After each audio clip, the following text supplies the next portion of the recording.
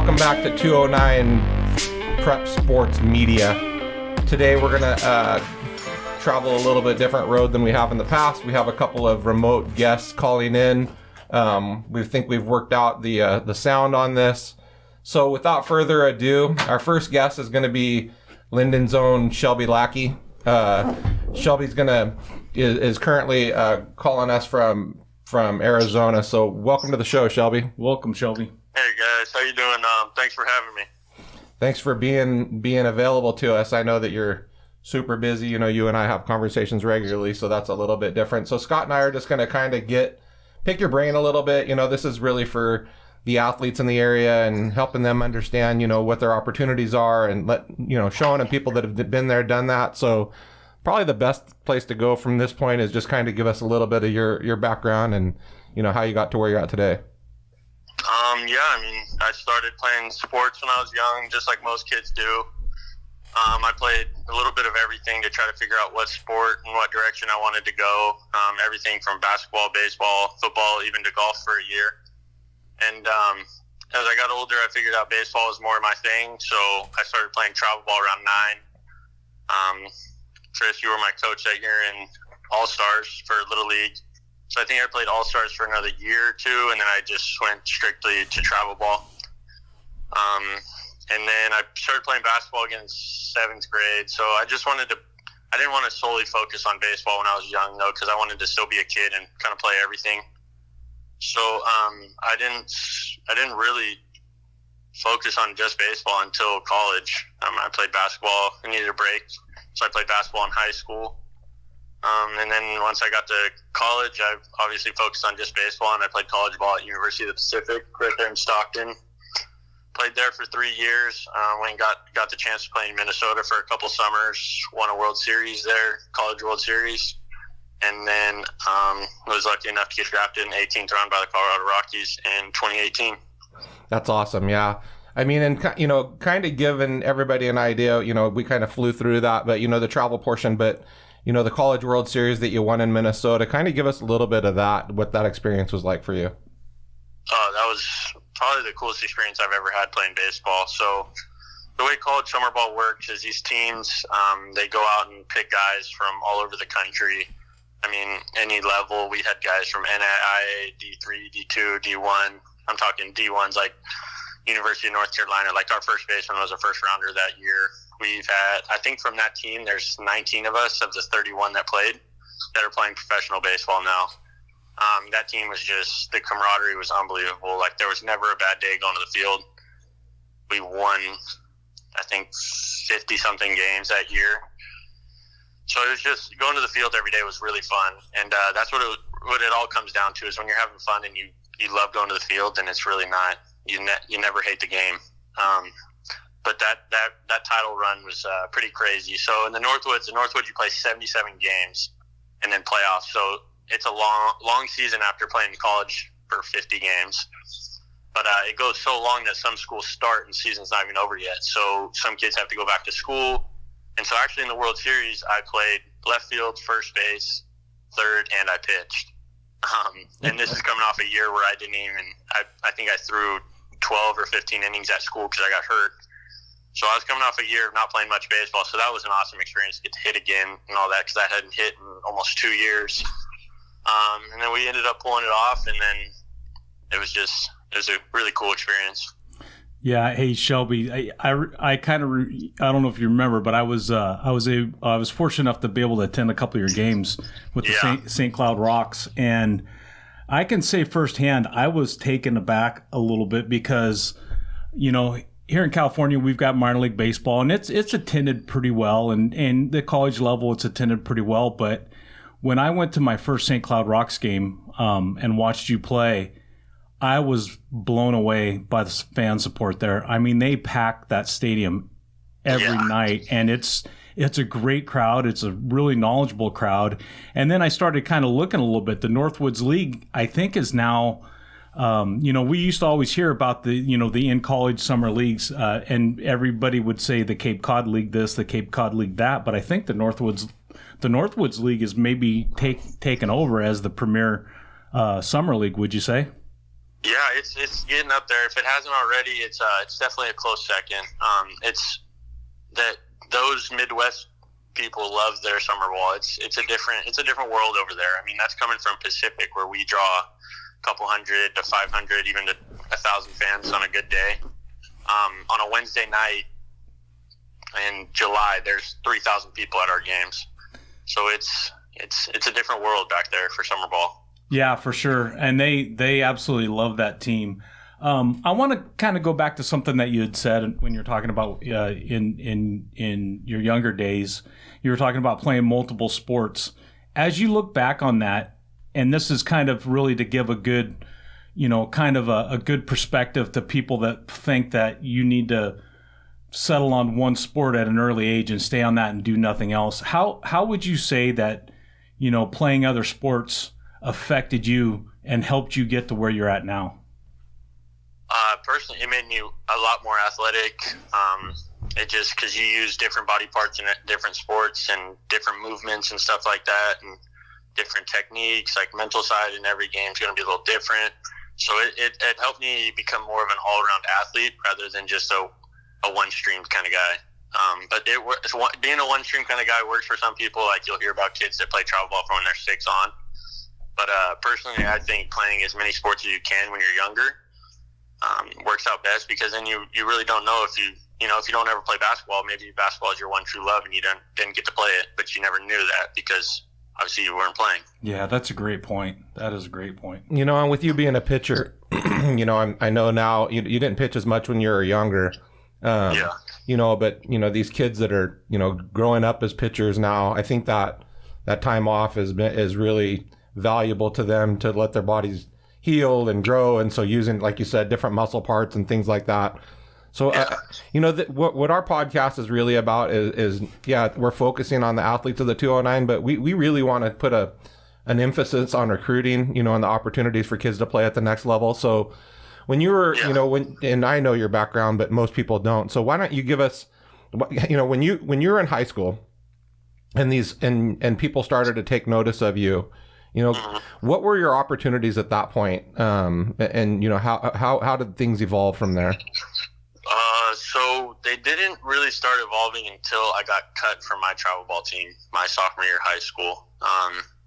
That was kind of an eye-opener. I mean, the kid I got cut for is the starting second baseman today in the wild card game for the White Sox. So it's not a slap in the face that bad. His name's Nick Magical. He's from Elk Grove. Yeah, he's all right.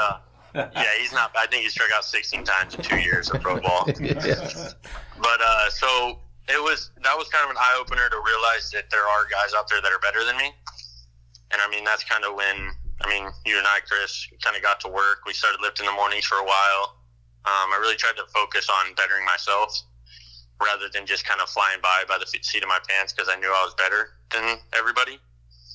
Because that's what kind of happens to kids in small towns, is you get caught up in just being better than everybody where you're at, and you kind of forget that there's other people out there. And so then that happened. I went and played for the University of Pacific's high school baseball team that they had for like 2 or 3 summers. And I saw other guys from the area that were better than me. We kept working, and then actually being around all those guys that were better than me, I played up to their level, and I got a scholarship offer from Pacific that summer. Sat on it for a little bit, and I went to a camp down in Fresno, got a couple looks, Hawaii Hilo, Hawaii Pacific, Fresno Pacific, D2 schools, and then Pacific was actually my only D1 offer. So I jumped on that my October of my junior year of high school, committed and wrote it out until I got there. Yeah, I mean, and then so that process too for you, where did you? So we're talking to kids about, we're talking all sports. So we talk about basketball, baseball, track, everything. Yeah. So for baseball, where do you feel like for a kid that wants to get recruited, or a kid that's looking to go play at the next level, what opportunities are there out there for them to find that right track for themselves? They're not necessarily going to get seen at at their high school team. They may, but what are some of the other opportunities that are out there that you know of? I mean, nowadays there's a lot of camps, obviously, and you can go that route. Financially, it's going to be more expensive, but just Honestly, I just playing good wherever you're at. I listened to a podcast yesterday by Mike New, who's now the head coach at Cal. He was my head coach for 2 years at Pacific, but he talks about the recruiting process, and he's like, yeah, coaches go out to all these big events and all these big tournaments and showcases and everything, and that's where the guys obviously are going to get seen the most. But he just is like, you can't. There's one thing you can't forget, and that's remember to have fun and just be where you're at in the moment, and just if you can be good at Linden, be good at Linden. You'll be seen somehow, whether you got to go the JUCO route or if you don't go D1 right away. There's always a second chance if you go to junior college. But I don't know. Personally, I got lucky and was seen at the right time at the right place when I played for that high school team at Pacific. So I didn't really have to struggle through the recruiting process too bad. Shelby, I really like hearing the story of, you said your sophomore year you got cut from your travel baseball team. And that's a point that can be used for a lot of people. And it's really kind of a catalyst for, are you going to change your path for the better? Or are you going to give up on your dreams? And I think you were mature enough to understand that maybe it was God telling you, hey, you're just not working hard enough. You need to change what you're doing. And it's great to hear you say that, because I think that's something that kids today are faced with all the time. And it's really nice to hear. We hear about Michael Jordan getting cut from his JV basketball team. That's a pretty famous one, but it really does occur quite a bit. And so you were able to take control of your own destiny and put things in place to work hard and get where you're at. And you said that you were lucky. I there's a coach in college that I've just been enamored with. His name is Dan Gable, and he used to always say a phrase is, you make your own luck. And I think that's probably applies to this situation, is that you got lucky because you worked very hard at it. And I hope that's a message that listeners are really taking away from what you're saying, because I really do believe that's an important message. Yeah, and there's so many cliches about luck, and it's where opportunity meets effort, and you kind of create your own luck. So I wouldn't go that far as to say lucky. You're a talented kid. I saw it, from the very first time I ever saw you play baseball. You made a play that I never saw a 15, 16, 17-year-old kid make, and so the talent was always there. Now let's kind of evolve, let's kind of graduate to UOP. So you go to Pacific, you're a two-way guy. Actually, you went to Pacific as a position player. So kind of give us that road of travel for you. Yeah, well, one thing I want to say real quick is going back to the luck thing. I also had a good support system to shoot me in the right direction, and that's also a big help. I mean, I had my grandpa at the time, my mom, I had Chris. They're all pushing me in the right direction. So support systems also mean a lot when it comes down to that kind of stuff, whether it's give it that fight or flight, that give up or kind of move on type thing. Yeah. So I just wanted to throw that in there. But back to Pacific. So I went as a short middle infielder, really. I was recruited by Sprague right before my freshman year of college. Sprague left, and a new coach came in, and he brought his own shortstop, and it was I was always on the B team. And then I went out, and he was like, hey, maybe you should – first day meetings, he was like, hey, maybe you should come to the pitcher's meeting. And I was like, no, I don't want to be a pitcher. I was like, no way. And he's like, no, you should just come. I'm like, fine, I will. So I show up at the pitcher's meeting, go through all that stuff, and then I didn't really pitch. I pitched maybe 4 or 5 innings in the fall. Not much. Played a lot of shortstop. Actually played a lot of center field that year, learned a new position. Coming into spring, thought I won the job. Opening day rolls around and I'm not in the lineup, so I was kind of like, maybe tomorrow I'll play. Turns out I played 1 inning of center field that whole year, and I pitched 23 innings, and that was the start of the end of position player for me. It was time to hang up the bat, and so it was. But tell me, so I was there. I mean, I'm privy to this, but tell me about the conversation you had with Mike New about why you why you hung up the bat and just became a pitcher.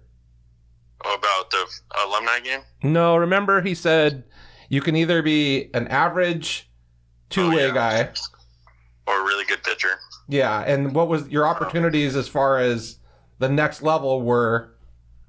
You pitching. Yeah. You're not going to be a guy that hits 230, 240, and is a solid defensive player and then pitches and has a 4 ERA or a 3 ERA and gets drafted. Yeah. I mean, now you may have because, this we're going to get into the weeds a little bit with baseball because it's very finite, but your velocity, talk about what your velocity was as a senior and then what your velocity was as a when you first became a starter at UOP and now what it is today. Yeah, so, I mean, as a senior in high school, I was like probably 82, 84, touching 85.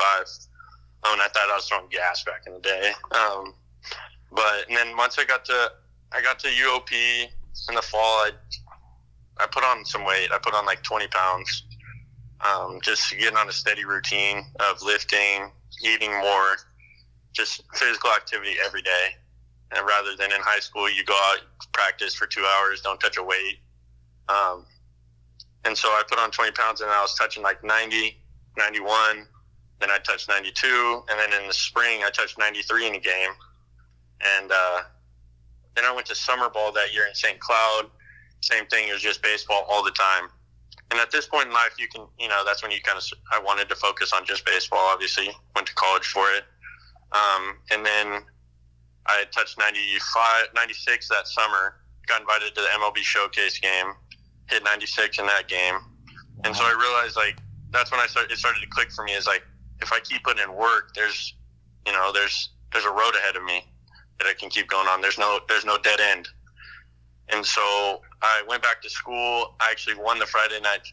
That's in college. That's the number one job, as a starter, as the Friday night guy. So I won that job in the fall. I beat out a senior and ended up getting hurt. I messed up my shoulder. So I made 3 starts, touched 95 again that year. And then I got into a bad place that sophomore year, because I wasn't playing baseball. So I kind of slacked off just in general. But Chris, and once again, my support system kind of put me back on track, and I got back to work. And then that next year, it was go time. I knew I wanted to get drafted. So I went to work in the fall, won the Friday night job again with a new coaching staff. And then I got drafted I think I topped out at 96 again that year. And then that next year I came into pro ball, and I sat 94 to 97, touching 98. Yeah. So people listening understand kind of what he's talking about. So when you touch, 96, that you're hitting it one time. When you're sitting at a certain velocity, 93 to 95, that's where you're consistent at. So you have the ability to reach, now 98, but you're sitting 93 to 95. But I think, and we're not going to go too deep into this, but I guess the point of this conversation is that, when you were a sophomore and you got cut from your travel team with doing basically no weightlifting, no extracurricular work, not eating properly, and then you fast forward, now it's been nearly 10 years, eight years or whatever, but you're in an elite company. I mean, the people they have the ability to touch 98 is few and far between. That's right. Yeah. So I think it's exciting to know that the opportunities are there. So what does the future hold at this point for you? Tomorrow I got a live AB, and then next week I got camp I got invited to a camp where they invited 35 guys of the minor leaguers. So that's my future right now, is just focusing on that camp and trying to win that camp. That's awesome. Yeah, I mean, it's so special. Grind time. Yeah, and it's so special for us. We have, obviously everybody knows who Aaron Judge is, and and then Dean Kramer comes out, and absolutely dominates in a couple of starts, this year. And I know you've thrown with Dean. You know Dean relatively well. Why don't you give us a little bit of feedback on Dean, and maybe at some point I can get him in here, discuss his direction with that. But why don't you just kind of give us a little bit of feedback on Dean as far as how you see it? On Dean? Yeah. Yeah, that guy he's a hard worker. He's a lot like me. We were late bloomers. So he in college, he was 80, or in high school, he was 82, 84. He actually got redshirted at Delta, the junior college there, his first year, because he didn't throw hard enough. got on a weightlifting program, weighted ball program, and now the guy touches 98 as well. But he took the long route, JUCO for 2 or 3 years, then UNLV for a year, and then a couple years. He was a late round guy, middle round guy, and then it was a few years, and then he blossomed in AA. I mean, he led the whole minor leagues in strikeouts. So he never gave up or gave in. He's a hard worker. I mean, I threw with him all of June. I watched him throw. When he has a baseball in his hands, it's serious time. It's like it's go time. He's there to work. It's like when you guys go into the office, it's not that time. That's our office, is the baseball field. When the baseball's in our hand, is like for you guys selling insurance when the phone's in your hand. So it's little bit more fun. I think you have a little bit better deal than we do. Yeah. Yeah. But yeah, so he's committed to his work and his craft. He takes his craft seriously. Yeah, he was part of a huge trade in the Machado trade to get him to Baltimore, which opened up a lot of doors for him. So yeah. We're excited to see, his future. And, at this point, I hope that we can do a recurring deal with you, because it'd be nice for, I think, the people and the kids of this area to kind of follow your progression, Yeah. and you've made it as high as A-ball at this point, and we don't know what next year is going to hold yet. I mean, I think everything's kind of up in the air. Yeah. But if you had one piece of advice, and, before we let you go, if you had one piece of advice to not even a kid that's a prospect, if you have one piece of advice to a kid that has aspirations of doing something that's bigger than they believed, that they were capable of, we've always talked about, you and I've always talked about shoot the moon. Like, let's not put a ceiling on this. Let's get after it. So what's your one piece of advice for kids that have those big dreams?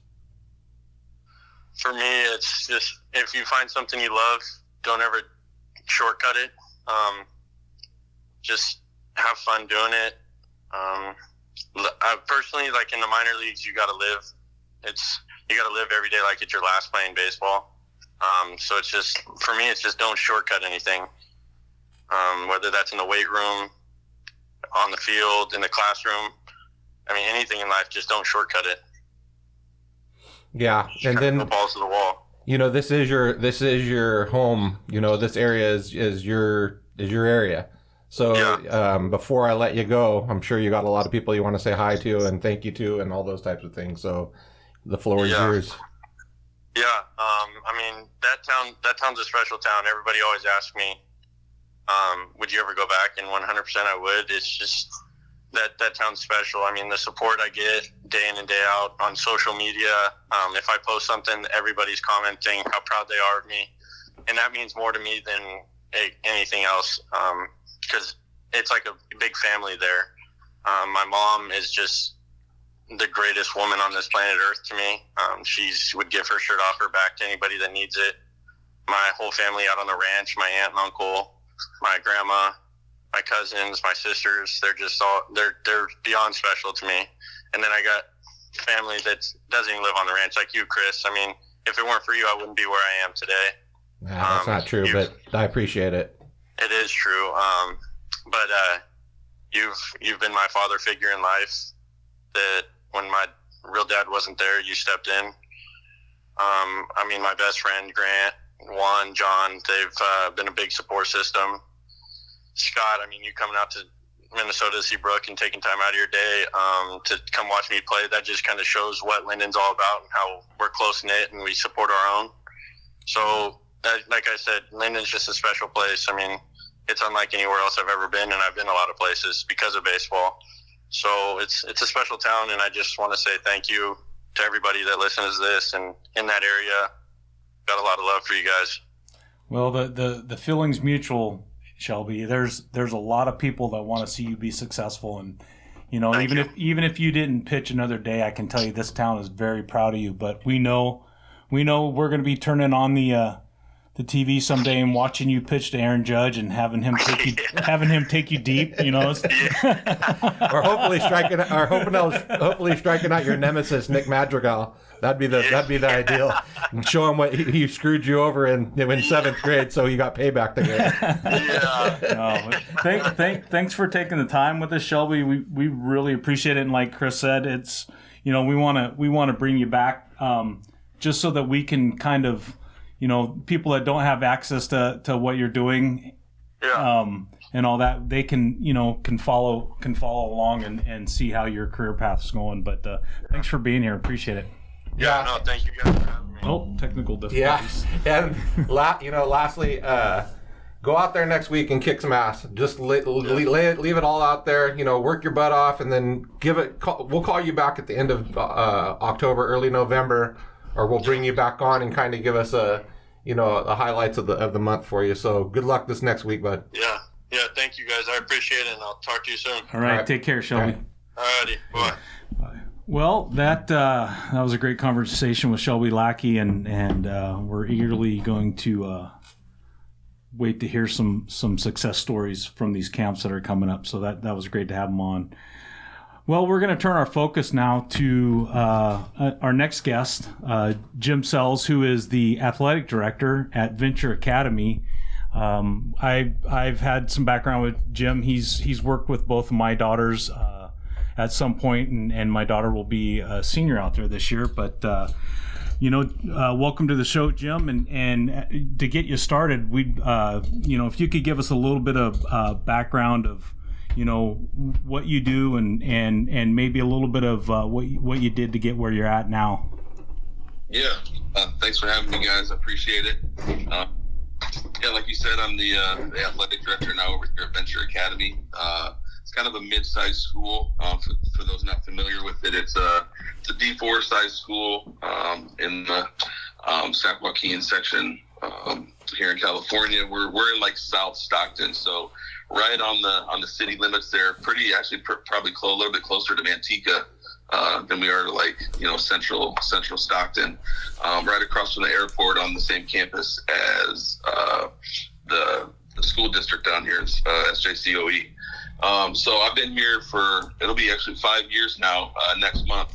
Time flies. I feel like congratulations. Me and you were just sitting down introducing ourselves to each other, Scott, not too long ago. Yeah, for sure. So, yeah, Scott, you were, I don't know if you know this, but you were actually the very first person to reach out to me when I first moved here to Stockton. I had my email was just set up, and I had one email in my inbox, and it was from Scott Bryan. And I was like, who is this guy? How did he already find me and know that I'm the athletic director at this school, a place I've never been to in my entire life? So, so I appreciate that friendship that we've built. But yeah, absolutely. And I'm glad to see you still there. A lot of times when people take these jobs, they're in for a year or two and then they're gone. But I think it's really important in a position like what you have. It's important for the success of not only the success of the program, but for the students as well, to have an athletic director that puts in the time, that cares about the program, and really is committed to seeing it through. So it's nice to have you there. But I get that a lot. That's actually one of the hurdles probably in my position has been, the new guy, the new face. Nobody knows. I'm not from here, so my background, I'm a Midwest guy at heart. Grew up in the state of Iowa. Went to high school there. After high school, went off to college on the East Coast. Went to New York City and graduated from St. John's University. And then from there, I was off and running, man. I was just trying to continue to work my way up. Worked all over the country. Worked for a company that had me traveling the country running basketball events every week. So I was on the road for about 10 months straight, living out of a suitcase in a hotel. But I loved every second of it. Got to meet a lot of people and really just see the country and do what I love to do, which was run events, sports events. After that ended, it was just like a temporary job straight out of college. Went to San Diego and worked for the government and ran all their sports and rec activities for the military base in Coronado down in San Diego. So I was there for about 3 years. Once again, I built a lot of strong relationships down there and kind of got to see, behind the curtain of what kind of goes on in the military base. But I was the guy that kind of ran all their events and special events and sports activities and leagues. So I got to do that there. And then after that, left California, went back closer to home to Omaha, Nebraska, and was the director of a community center there. Also got back into coaching basketball. So I was doing that, running a community center and doing a lot of volunteer work back there in the community. Was there for about 4 years, and then this job popped back up in California, and I looked at my wife and I said, it'd be nice to get back out of these cold, snowy winters in the Midwest. And so we jumped on the opportunity. Fast forward 5 years, and we're still here. So I do get that a lot. To go back to your question, though, I think when I first walk in the door at a place and they're like, who's this guy? He's not from here. Has no roots here. He'll be here for a year, and, then he'll bounce probably. But we've really, set up a real good, strong foundation, I feel like, here. And the job has just worked perfectly. And here we are, been here 5 years now, so going strong.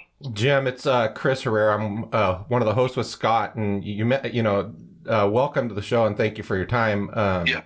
The one question that kind of jumps out at me right away is, since you have traveled the country and you have seen, talent across the country and Southern California and so forth, and I know, Venture's a very successful basketball program. What do you see in the Central Valley of 209, competitively? How do we match up, relative to the rest of the country? I mean, are we in the conversation, or how do you see it?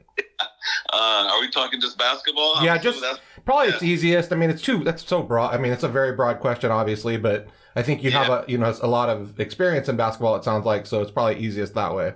Yeah, for sure. I could probably talk more on basketball than anything, obviously. But yeah, I would say, in the last 5 years I've been here, I can honestly say that the style and the brand of basketball has definitely improved. I feel like it has changed a little bit in just that small window of the 5 years I've been here. Like I said, I feel like growing up in the Midwest, you see a lot of that Indiana style basketball, that Bob Knight, the old school basketball. But I feel like, and then on the East Coast, you get that hard nosed, in your face, you better come ready to be physical style of basketball. So I mean, every part of the country has its own style that fits well for them. I do feel like this area in particular, if I'm going to be just totally honest, it is probably not to that level.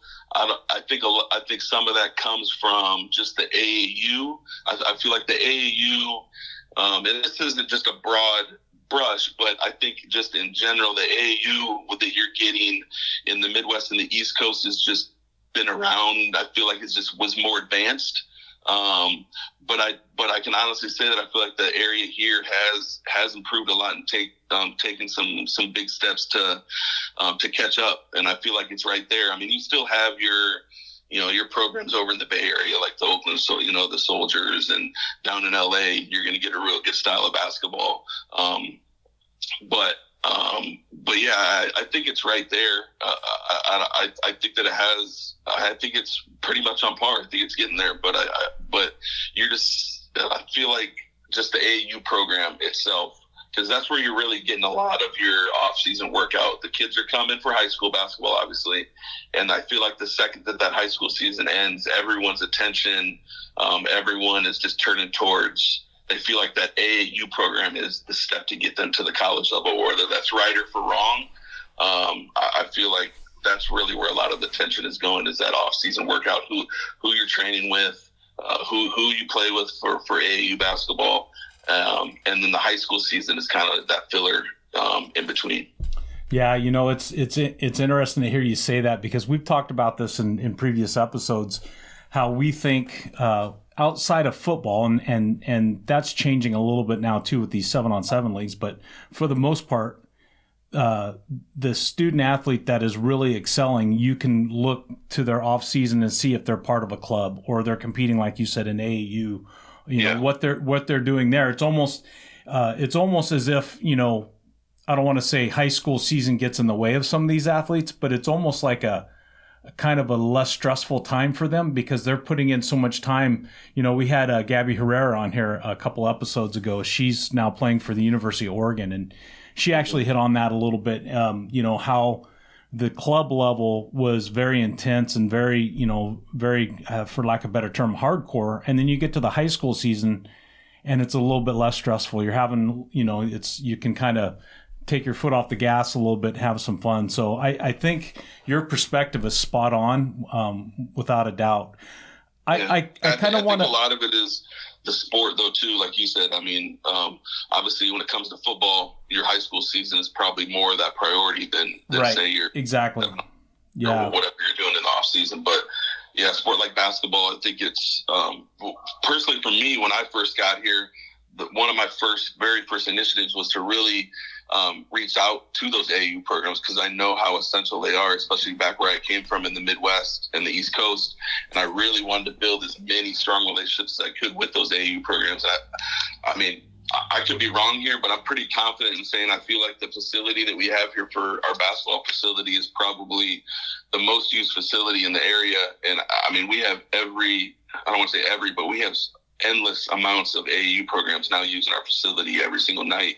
And we've just really built a lot of good, strong relationships. And I don't want to be that guy that pushes anybody out the door and just keep I just want to be able to build those relationships with those guys because they are important in how strong you are going to build, your grassroots high school programs as well. So yeah, absolutely.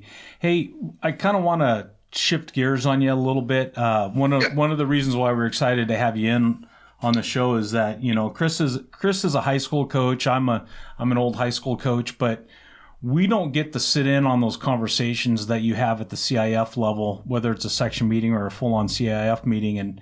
And we've spent a lot of time talking about the direction that our section is going to go with COVID and the restrictions that we have. Maybe you can kind of share, and I don't know how much you're allowed to share, but share with us where you think we're at right now as a section with COVID, and where do you think we are going to go for the rest of the school year? Because it's our hope that, this school year is already we're behind the 8 ball, but it's our hope that by the time we hit next fall, we start right off with our, our football and volleyball and cross country programs and hit the ground running. But maybe give us a little perspective from a point of view where you've gotten a little bit more insider knowledge than we have.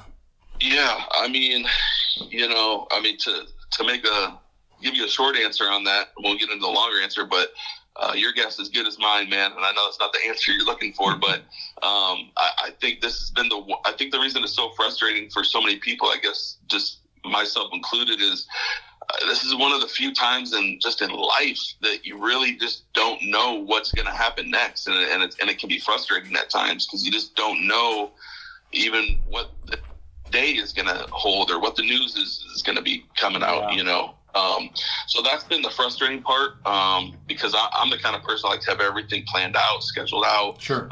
What's going on today, this week, next month. And it's been tough to do that, obviously, for everyone. But I would say, I think we're in an okay spot. I think that's the best way to put it. I don't think we're in a bad spot. I don't think it's great, but I think we're right in the middle right now, which is not a bad spot to be. I think if you would have asked me a couple months ago, I would have said there's no way in hell we're going to play sports this year, high school sports anyways. But I think that, it's funny, you had me on this week because, as you probably know, just yesterday morning they announced that, San Joaquin County moved into the red. So that's an improvement. And I didn't know how long it would take to get to that. I felt like we were just stuck on that worst level, that widespread level that the state put out for the different levels. But we finally moved up a notch, I guess, so to speak, and we're now in that red level, which allows us now to open up some indoor facilities, different things. So they've released some of the restrictions. Obviously, everything's held at different capacities, but so I think that was a huge kind of nugget of news that I think can go a long ways. And if we can continue down this path of even just keeping it steady, I think we're in a good spot. I think we're in an all right spot to come late December to start opening up the sports and playing, hopefully, right after the new year.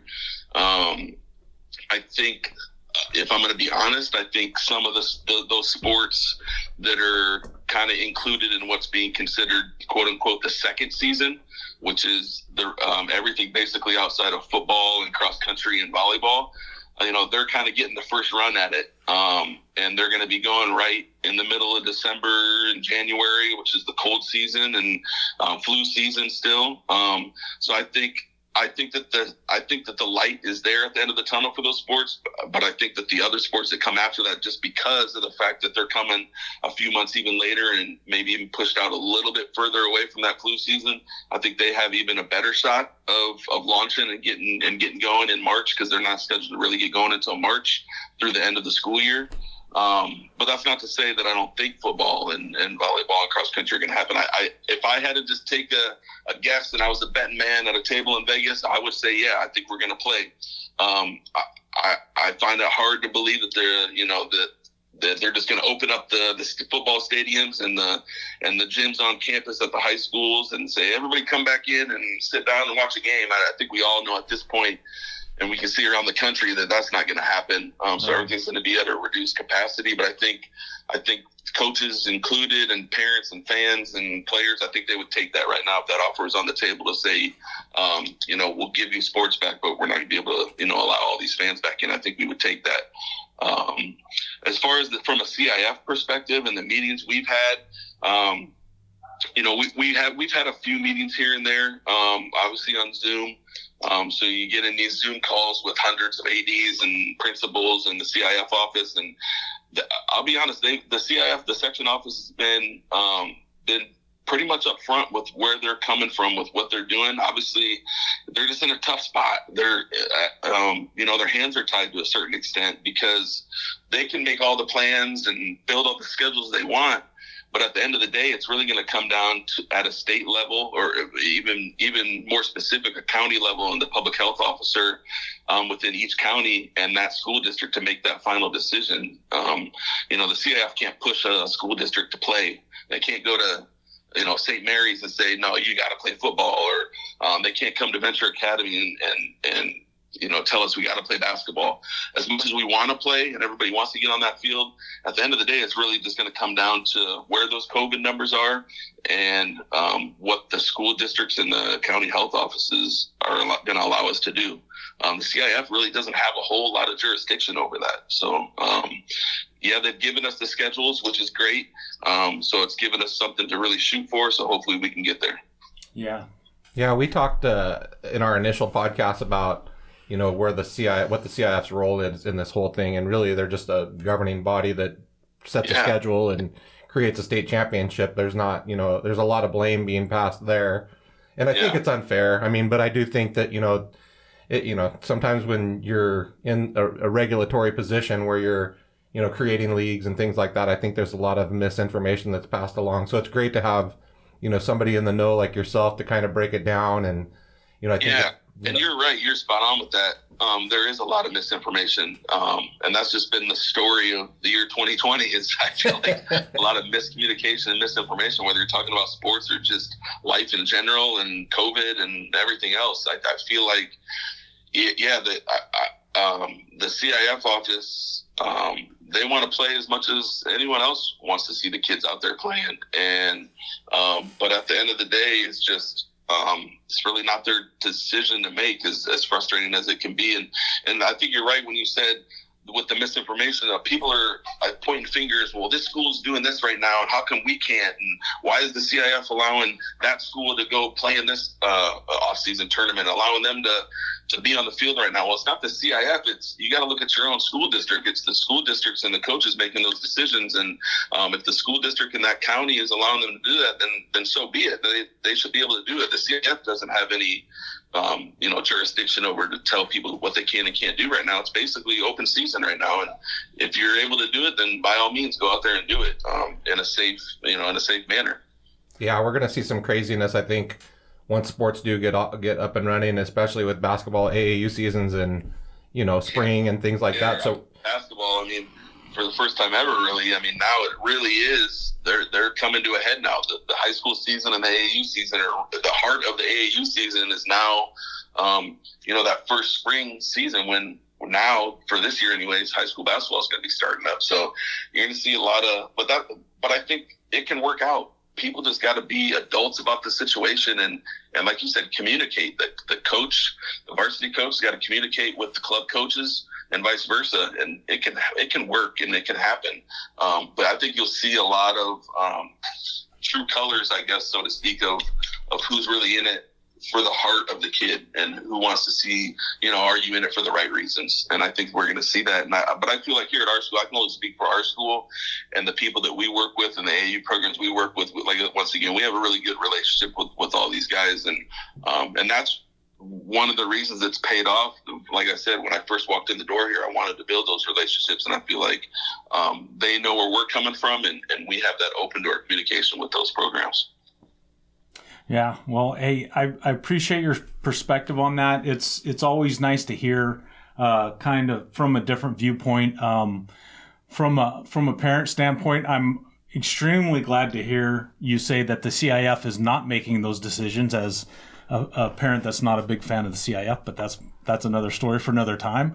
Hey, we really appreciate you being here, Jim. I'm sure we're going to have you on again as we get closer to opening this thing up, and I think 100% of the people want this to open as soon as we can, just because it's in the best interest of our student athletes, not only from a physical perspective but from a mental perspective. And we're happy that we have athletic directors like yourself that are working hard behind the scenes to prepare us for when that happens. But like I said, Chris and I both appreciate you being on our podcast and really enjoy speaking with you. And I've got one last question for you, since you're a basketball guy.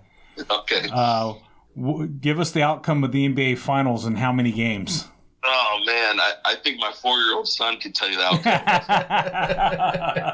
Yeah, it's not looking good for the Heat, is it? Nah, I don't have a dog in the fight, man. I just enjoy good basketball, and so that's what it looks like I'm not going to be able to witness in this finals, and it's unfortunate because I feel like the Heat could have gave him a run, honestly, without it. But now you're hearing about these two really big injuries with Bam, and now Dragic and Butler looks banged up. I think they're in trouble. I'd be surprised if they won a game now. I thought the Lakers would win 4-2 from the beginning, but now I think with those injuries, man, I don't know if they even got a shot to win a game, unfortunately. I hate to say it, but I think, the bubble, I think the long-term effects of the bubble have finally caught up to the Heat, and they're just worn out, man, banged up. And you go against some big bodies like that, throwing, all-star, Hall of Fame guys like AD and LeBron in the mix, and you're asking for trouble. So I don't think I need to answer that one, but I think we'll be Lakers raise that trophy. So perfect, Jim. I just want to thank you too for being on, and really, if we could extend this to some of your athletes that are coming up that are either being recruited in the recruiting process. Feel free to share their information with Scott or myself, and we'd love to have them on. We're going to have a couple of athletes on again next week. And that's our intent. Our intent is really to show these kids off, for the next, I don't know, however long we're able to do this at a decent level.